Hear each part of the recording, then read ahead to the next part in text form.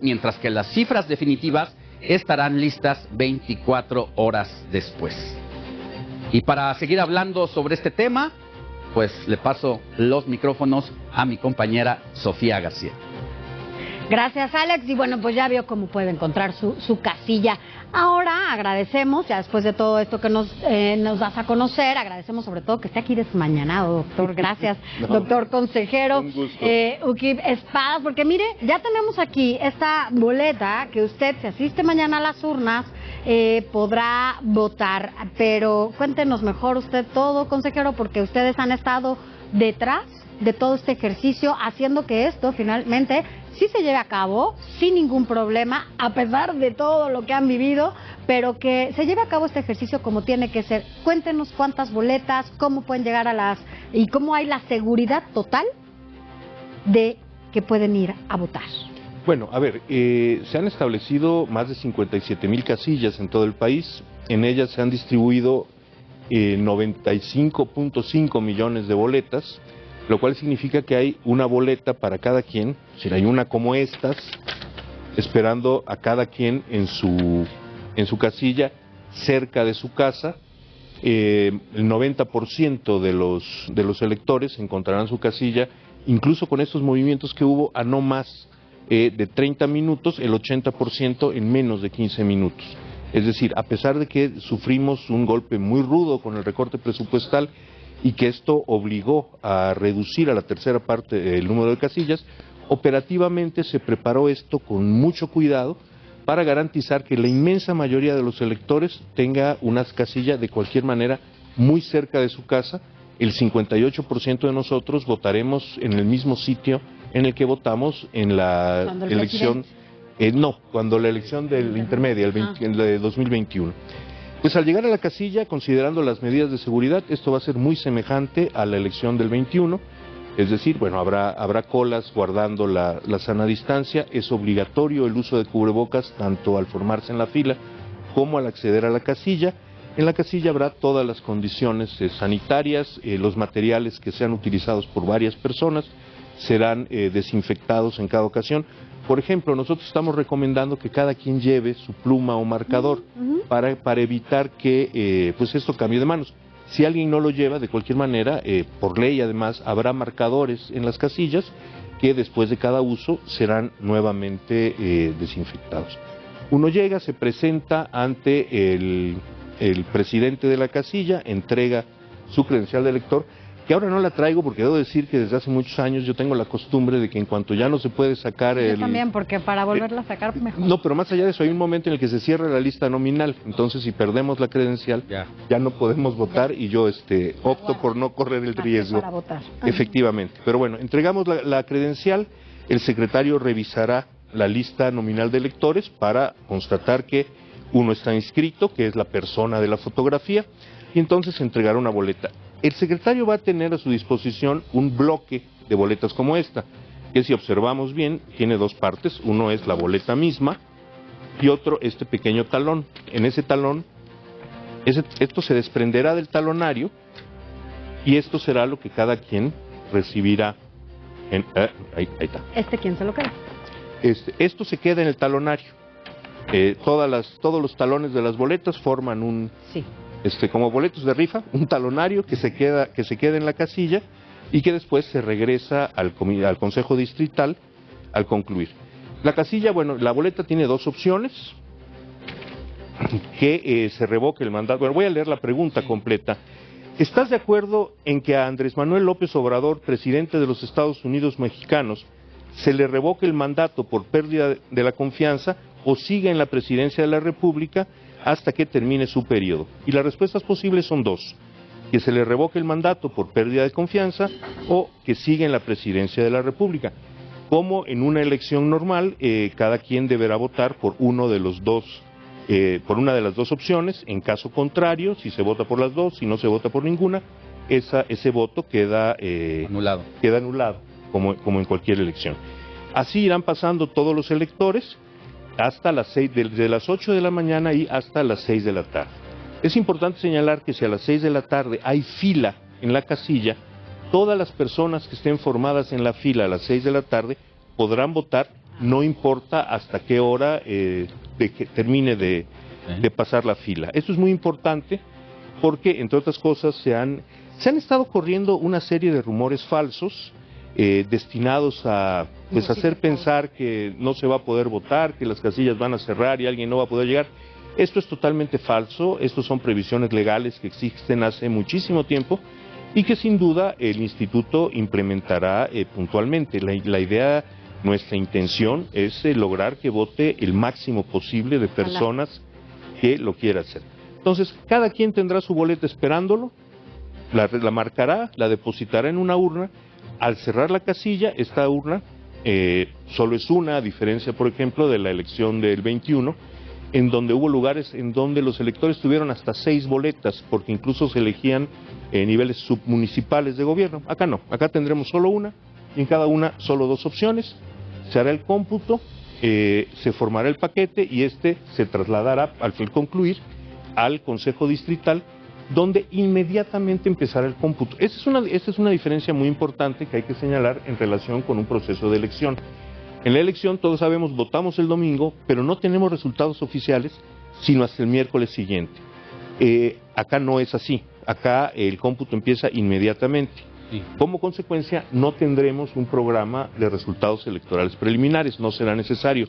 Sí vamos a tener un conteo rápido, como el que hay en cada elección, y qué es lo que nos va a permitir entre 9 y 10 de la noche, muy poco después de las 10 de la noche en todo caso, dar un resultado estadísticamente cierto. Es decir, nosotros vamos a decir, no sé, votó el 43%, entre el 43 y el 45% de la lista nominal, X más menos un punto porcentual votaron que sí, X más menos otro punto porcentual votaron que no, y esto es un resultado muy muy preciso que esperamos se vea corroborado en un máximo de 24 horas posteriores, es decir, el propio lunes, cuando mucho el martes tendremos un resultado definitivo. A quienes nos acaban de sintonizar por radio o acaban de encender su televisión, recordamos que estamos platicando con Ukip Espadas. Él es consejero del Instituto Nacional Electoral y nos está hablando sobre el proceso de referéndum revocatorio que se llevará a cabo el día de mañana domingo a partir de las 8 de la mañana. Nos ha dado todo un contexto de cómo emitir nuestro voto y yo le preguntaría un ejercicio que es inédito en esta democracia. No existía, para empezar, las consultas ciudadanas. Así es. Este es el segundo ejercicio parecido, que es diferente a... ya dábamos todo un contexto en el segmento anterior de lo que fue enjuiciar o no a los expresidentes de la República. Hoy pasamos a si queremos que el presidente se quede o se vaya antes de tiempo, porque perdió la confianza, en caso de que sea así para algunos. Y qué difícil para el Instituto Nacional Electoral este ejercicio, ¿no? Bueno, ha sido un ejercicio con complicaciones, pero por otro lado, pues esto es lo que hace el instituto. Es decir, en menos de un año habremos habremos recibido, nosotros no llamamos, llaman distintas instituciones, en este caso sí, la convocatoria la emitimos nosotros, y nosotros hemos recibido la votación, habremos recibido la votación en 3 ocasiones en todo el país en menos de un año. Ha sido un proceso intenso, sin duda, con complicaciones que han sido públicas, pero pues esto es lo que hace el INE, y lo hace muy bien, y lo digo ahora que soy consejero, pero lo he dicho durante los 20 años anteriores no siendo consejero. Es decir, quien acuda a votar puede tener la absoluta certeza de que su voto será contado, de que los votos de quienes no llegaron a la urna no serán contados, y que el resultado final reflejará exactamente lo que las ciudadanas y ciudadanos quisieron expresar cada uno con su boleto. Consejero, en este tenor sabemos que la participación ciudadana no solamente para acudir a las urnas, sino también para estar del otro lado de las urnas, es importante para que la gente sepa que no hay posibilidad de un fraude. No, esto es importantísimo. Cuando uno deposite esta boleta en la urna, también tendrá la certeza de que las personas que están en la casilla, las 3 personas encargadas de recibir la votación y también de contar las boletas, son nuestros vecinos, vecinos que podrán tener sus simpatías partidistas como cualquier persona, podrán estar a favor o en contra de esta votación en lo particular, pero son personas que por un lado son seleccionadas por un proceso de un doble sorteo. Esto se originó para evitar que cualquier fuerza política pudiera controlar a los funcionarios de la casilla, que sean vecinos cualesquiera los que integren la casilla. Estos vecinos que son sorteados reciben una capacitación y de entre ellos se selecciona a quienes tengan la mayor escolaridad para hacerse cargo de las funciones en la casilla. Es decir, entre iguales vamos a contar nuestros votos y eso es muy importante. A esto ya nos acostumbramos. Hay un par de generaciones de mexicanos que afortunadamente no han tenido que vivir otra cosa, pero esto no era así en el pasado. En el pasado eran los consejos distritales los que designaban a los funcionarios de casilla y eran, en términos generales, siempre personas incondicionales de los partidos, del régimen, del gobierno en aquellos años. Recordemos que venimos de un régimen de partido de Estado y en esos tiempos era el gobierno el que controlaba todo lo que pasaba en las casillas, quiénes eran los funcionarios, y los funcionarios no solo recibían la casilla, los funcionarios eran los encargados de, digamos, corregir los errores que los electores pudieran haber tenido y hacer que el resultado de la casilla fuera el resultado que el gobierno esperaba. Que ellos querían, ¿no? Esto ha dejado de ser así. Decía algo muy relevante hace ratito, con el presupuesto que se dispuso finalmente se logra armar este ejercicio ciudadano. 57,000 casillas se instalan en todo el país. ¿De cuántas que pensaban poner inicialmente? Bueno, nuestro objetivo era instalar 162,000, que es lo que la ley ordena, que sean en una proporción idéntica a la de o al menos en esa proporción a la de elección constitucional previa, en este caso a la del 6 de junio de 2021. Se instala menos de una tercera parte de las casillas. Una tercera parte. Sin embargo, esta situación hace que si yo vivo de este lado y mi casilla iba a estar aquí, a lo mejor ahora está un poquito más lejos, pero está garantizada mi papeleta ahí.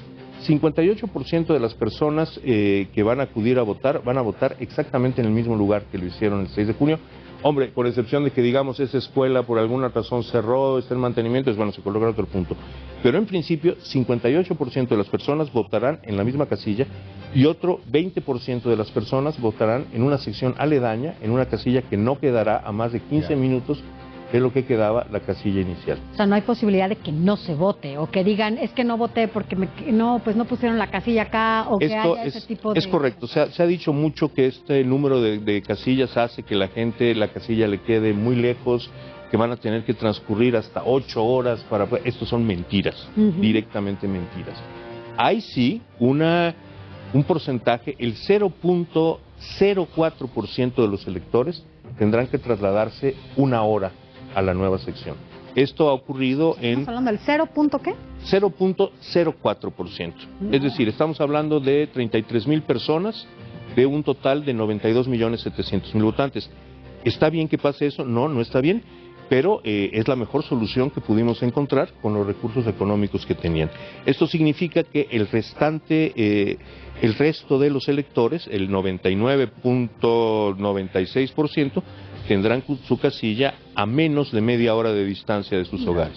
A ver, tenemos un gráfico precisamente que tiene que ver relacionado al presupuesto de lo que fue la consulta de 2021.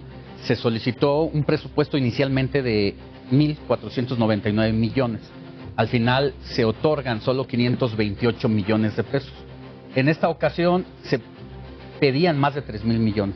Sí. ¿Y cuánto es lo que se otorga finalmente? Bueno, al final nos otorgaron algo así como 900 y con 800, si mal no recuerdo, y a base de recortes presupuestales que están afectando el óptimo funcionamiento del instituto, logramos reunir 1.700 millones de pesos, más otros cerca de 400 que logramos recortar en gastos para la realización misma de la consulta. En este sentido, ¿qué es importante que la ciudadanía sepa cómo se gastan estos recursos? Porque ya ve que hubo quien decía que era mucho y que entonces ustedes no necesitaban tanto para hacer esta elección, que pues se podía hacer con lo que tenían. ¿Por qué es importante este presupuesto? A ver, este presupuesto tiene el principal gasto en un proceso de esta naturaleza es justamente la selección de funcionarios de casilla.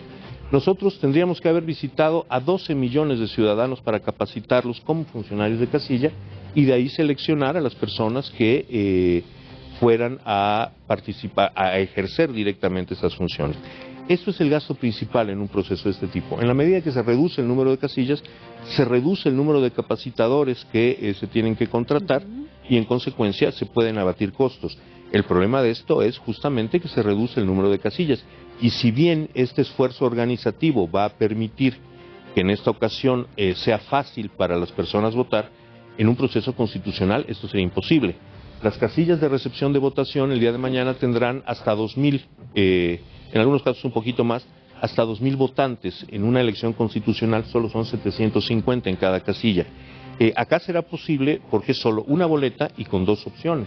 En una elección constitucional, por ejemplo, en 2018, aquí en la Ciudad de México, cada elector dispuso de 5 boletas para elegir presidente de la República, senadores, diputados federales, diputados locales y alcaldes. Y en cada boleta varias opciones, de forma tal que la votación misma es más lenta, el elector tarda más en emitir su voto, la decisión es más compleja y recordemos que mucha gente toma su decisión final justo cuando están en la casilla. Claro. Eso le lleva a cada... Y está bien, cada quien procesa su decisión como quiera. Y esto consume tiempo. Doctor, no puedo dejar de preguntarle cómo llega el INE a este proceso.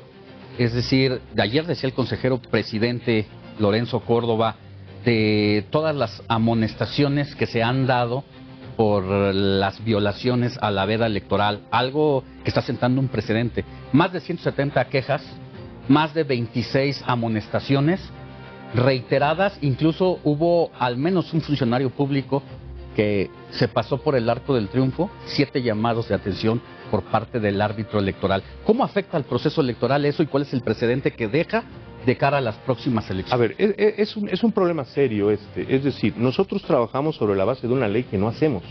Nosotros no somos representantes populares, nosotros no somos legisladores. Esto se decide en el Congreso y a nosotros nos llegan las leyes que nos imponen obligaciones. La Constitución y la ley dicen que solo el INE puede promover la consulta. En consecuencia, prohíbe que otros funcionarios lo hagan. Y el INE está obligado, ante quejas que se presenten, esto no lo hace el INE espontáneamente, ante quejas que se presenten, tomar las medidas necesarias para evitar estas violaciones legales.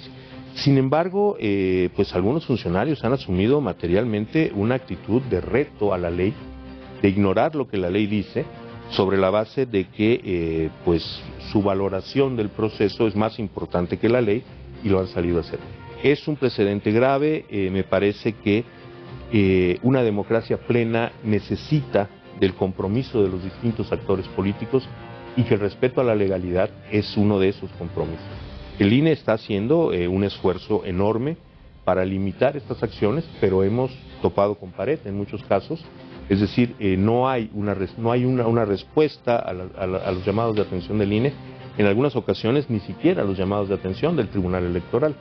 Esto yo espero que pase a la historia como un momento difícil, como un momento de crispación de la vida política, pero desde luego una elección constitucional con violaciones de esa naturaleza sería un problema muy grave. Y en esta crisis que menciona, ¿está en riesgo el Instituto Nacional Electoral por todo esto que está pasando? Bueno, el Instituto Nacional Electoral no está en riesgo por lo que esté pasando en la revocación de mandato. La revocación de mandato saldrá. Sí, pero eso rebasa la revocación de mandato. Es decir, el propósito expreso de algunos actores políticos y sociales de aniquilar al INE, pues es un riesgo real, así como las leyes no dependen de nosotros, nuestra sobrevivencia tampoco.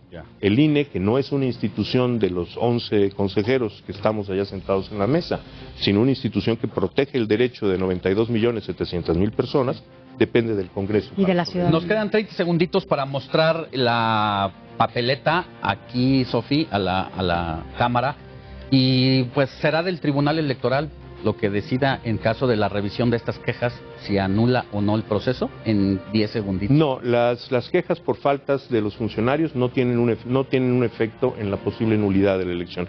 Como en una elección constitucional, una eventual nulidad derivaría de irregularidades que se registraran en las casillas electorales durante la jornada. Pues muchas gracias, consejero, por haber estado aquí. Mañana estaremos dándole seguimiento en una cobertura especial a todo este ejercicio que desde el INE se preparó para la revocación de mandato. Gracias. Muchas gracias a ustedes. Gracias, consejero. Vamos a una pausa y volvemos con más información.